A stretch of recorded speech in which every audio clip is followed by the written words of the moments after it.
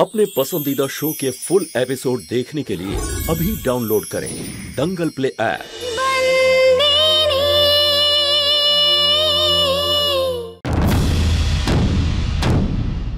मौलिक माहिया वंशी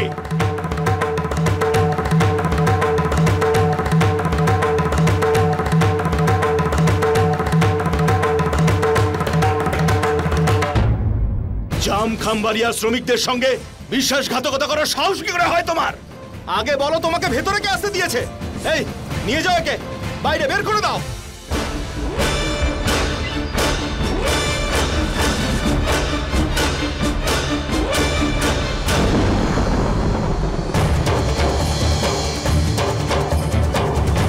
আচ্ছা,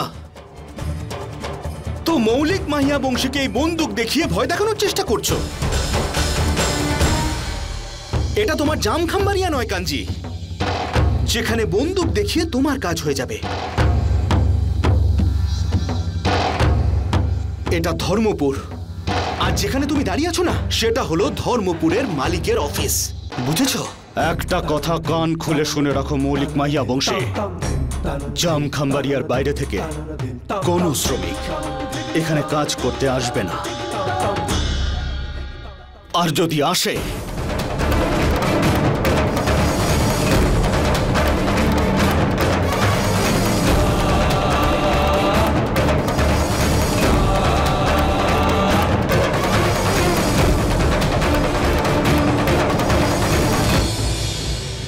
খুব ভালো হতো যদি বন্দুক চালানো আর হিরে পালিশ করা এক ধরনের কাজ হতো। তাহলে জানি না তোমাদের মতো কত ডাকাতদের কাছে হীরের কারখানা থাকতো।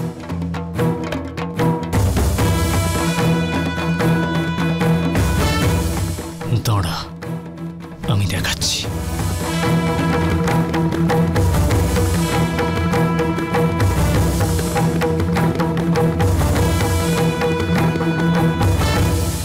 নাও কাঁচামাল আর পালিশ করে আনো। যাও পালিশ করে আনো। এগুলো হিরে, বুঝলে? আর এই হিরেগুলো পালিশ করতে যত দিন লাগে না, তত দিন হয়তো তোমার জীবনেও নেই। তুমি তো ওই মজদুরদের লিডার, তাহলে যাও পালিশ করে আনো। তোমাকে দিয়েই শুরু করি।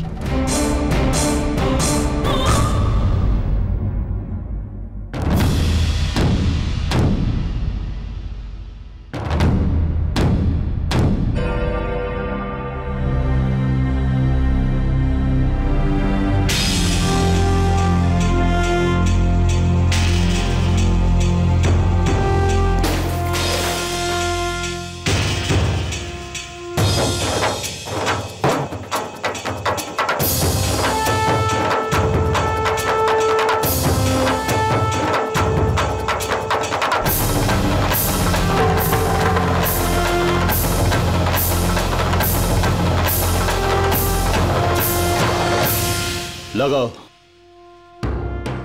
লাগাও, নিশানা লাগাও। কি হলো? তার কোনো মানে নেই। যে কাজে তুমি পারদর্শী হবে, সেই কাজে আমিও হব। আমি জানি যে আমরা হিরে পরখ করতে পারি না, আর তোমার চোখে এই কাজটা মুশকিলেরও। কিন্তু আমরা কৃষকেরা নিজেদের পরিশ্রম দিয়ে মাটিতে সোনার ফসল ফলাতে পারি। হিরে পরখ করাটাও কোনো কঠিন কাজ নয়। কিন্তু যদি এই কারখানায় কাজ করার জন্য হিরে পরখ করাটা প্রয়োজনীয় হয়, তাহলে আমি শিখব। আমি নিজেও শিখবো আর আমার কৃষক ভাইদেরও শেখাবো। খুব বিশ্বাস না নিজের উপর? 10 দিন দিলাম আমি তোমাকে হীরা পালিশ করা শেখার জন্য। আর যদি শিখে ফেলতে পারো, তাহলে জাম খাম্বারিয়ায় কোনো বাইরের কারিগর আসবে না, এই মৌলিক মাহিয়া বংশী কথা দিচ্ছে। আর যদি না শিখতে পারো, তাহলে আমাদের ফ্যাক্টরির আশেপাশে তোমাদের টিকিটিও যেন না দেখা যায়।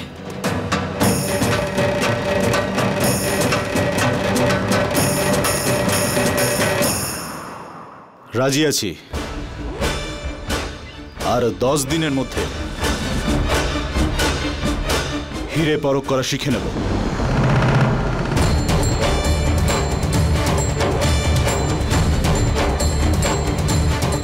আর এটাও কথা দিচ্ছি যে জাম খাম্বারিয়াতে একজনও শ্রমিক বাইরে থেকে আসবে না। জয় ভবানী। চলো সবাই।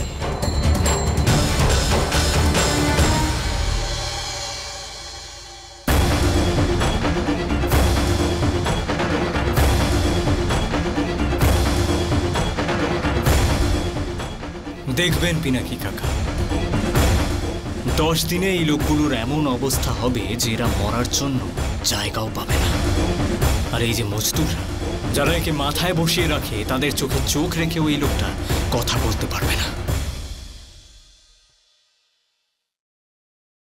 কি করছিস রে শান্তু? মালকিন, বিভা দিদির বন্ধুরা দেখা করতে এসেছে। জয় শ্রীকৃষ্ণ দিদা। জয় শ্রীকৃষ্ণ বাবা। বসো বসো। চম্পাকলি, একটু শরবত করে নিয়ে আয়। আচ্ছা। মিষ্টিও নিয়ে আয়।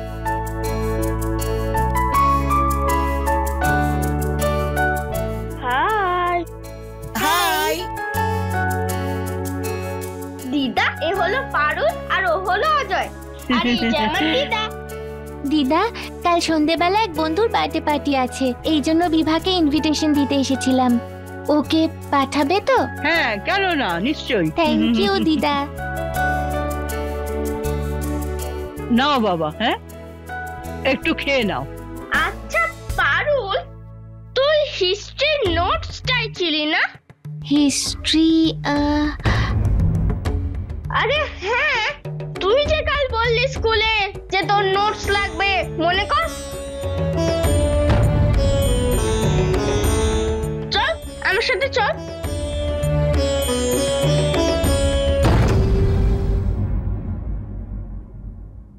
এদিকে আয়, বস এখানে। আচ্ছা, তুই যে তখন নিচে বললি, আমি তোর থেকে হিস্ট্রি নোট কবে চাইলাম? আমার তো সব নোট রয়েছে। উফ, 2 মিনিট চুপ করে বসবি, বোকা কোথাকার। আচ্ছা এবার শোন, এই বইয়ের ভেতরে একটা জিনিস আছে, তুই জানিস তো এটার কি করতে হবে? ওহো, তো এই ব্যাপার। ঠিক আছে, আমি পৌঁছে দেব, কিন্তু কেউ যেন না জানতে পারে। ওহো, এখনো পর্যন্ত কেউ জেনেছে? কেউ জানবে না, তুই টেনশন নিস না, আমায় দিয়ে দে। এ নাও বিভা, খাবারটা খেয়ে নাও।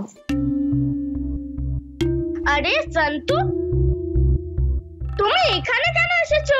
আর এমনিতেও তো আমরা নিচে যাচ্ছিলাম, শুধু ওকে নোটসটা দিচ্ছিলাম। ঠিক আছে, আমি নিচে নিয়ে যাচ্ছি, তোমরা নিচে এসে খেয়ে নাও।